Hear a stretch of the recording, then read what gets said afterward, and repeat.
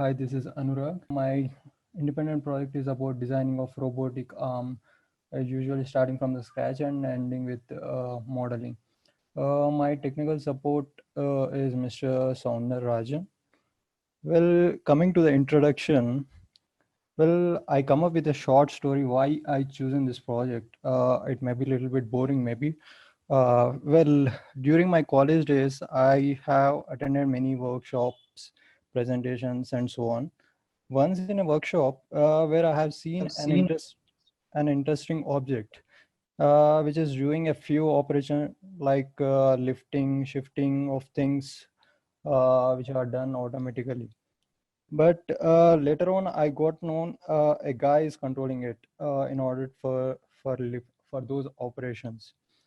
So as the days progress, then I got known more a bit of this robotics and everything, where we can see in many applications like in automobile industry, medical industries, aerospace, and everywhere nowadays in industrial usage. At that point, I just ignored everything. But when I start learning this design course, now I thought I got an opportunity to do this. I know a complete output uh, not done. It's just a designing thing what I have done.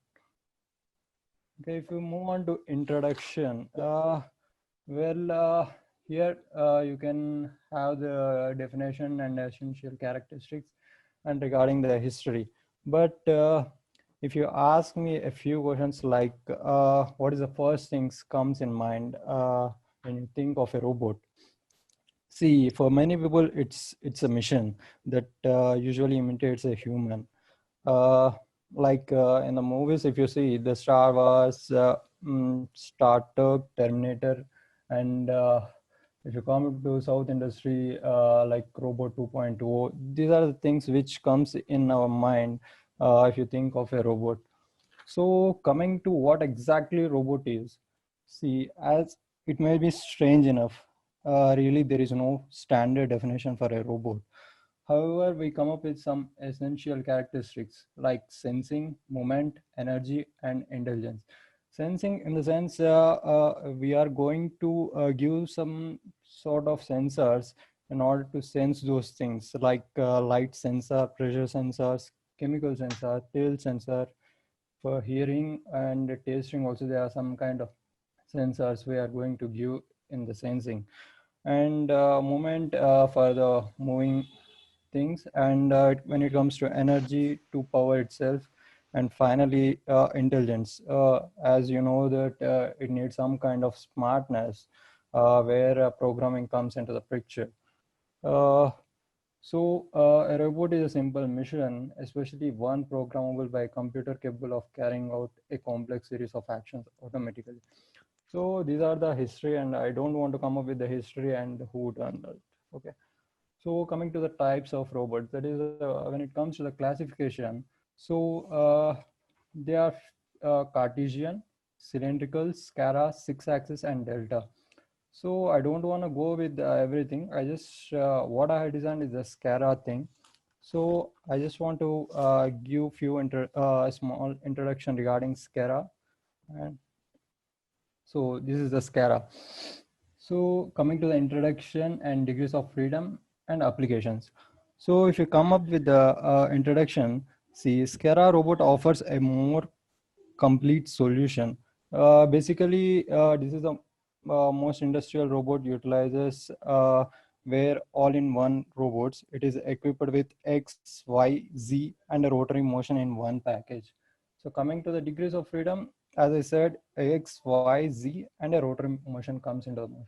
So applications, there are wide uses of applications where we can use in uh, automobile industries, where in welding, drilling, uh, so many kind of usage depending upon the number of degrees of freedom you are going to provide. So moving to the plan of action or the way of approach. Basically I come up with a bottom approach. Uh, just a second. Basically, I come up with a bottom-up approach If you ask me why bottom-up approach, see, as everyone knows that it is a traditional method. You first design and model parts, and then we are going to insert into the assembly and uses mates in order to position those parts and everything. So in this, in order to change the parts, you must edit them individually. These changes are mostly seen in the assembly. So this is a desire what I have in order to design. So I classified into few modules like module 1, module 2, module 4. So in module 1, the basic what we call uh, the bottom part, we are going to design the bottom part whole assembly. And in module 2, we come up with a layout that is uh, from the base. After the base, we are going to project this module 2. So combining those two parts, we are going to get a module 3. So and a gripper is a end effector is what I have designed in a separate module, and later on I just combine those things in order to get the final product. So this is the module 1. I basically divided these things into 3 main sections in which we are going to design the parts from 9 to 15, and we are going to assemble the base, and we are going to design a servo motor for its motion and attaching it and make it work. See, these are the parts which are attached in it. Uh, so this is the exploded view. These are the parts which I mentioned in the slide. So if I come up with if you ask me for a exploded video, I will show you later on. Yeah, these are the components which we are used in the module 1. So coming to the module 2, that is the ARM layout design. This is a completely top-down approach, we can say, top-down assembly. Why? Because we are going to here where we get an idea of how the ARM will be. Like here we are going to draw a layout and a designing of parts. See here parts will be there. This is the lower arm and this is the upper arm, and we are going to design from here itself directly into the parts. So these are the parts which comes up here.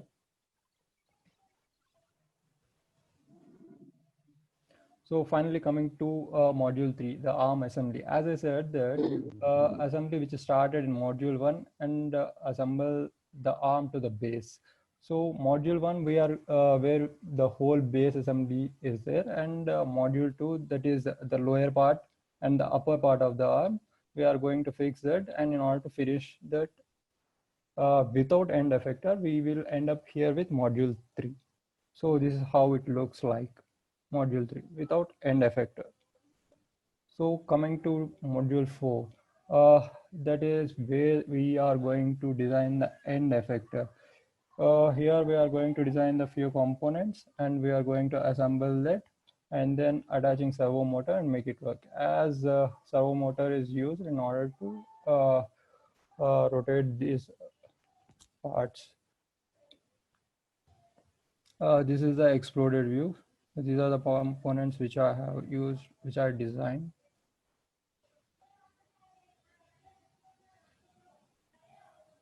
So finally, module 5.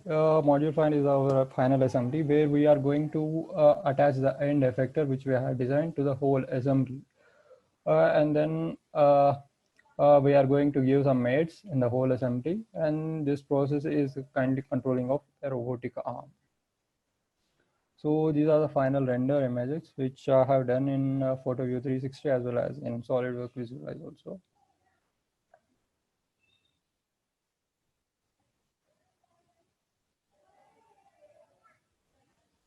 Yeah, here I will move out to assembly folder in the SolidWorks.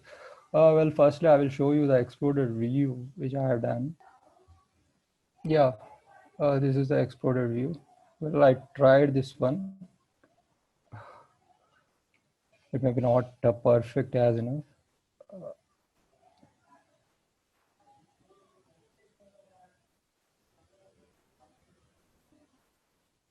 Yeah, this is the module one exploded view. If you go up with just a second, I will come up with drill module.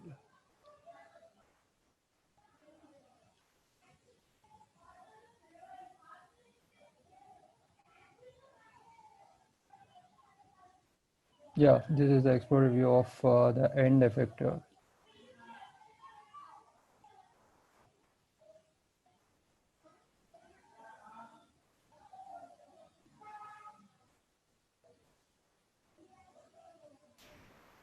Yeah, I will move to SolidWorks assembly. Yeah, here is the robotic arm, the whole assembly which I started, as I said, modules. If I go up to here, this is the base assembly. As I said that this is a module one from here to here.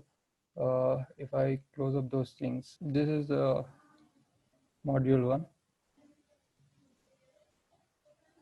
where I just introduce a motor for its motion.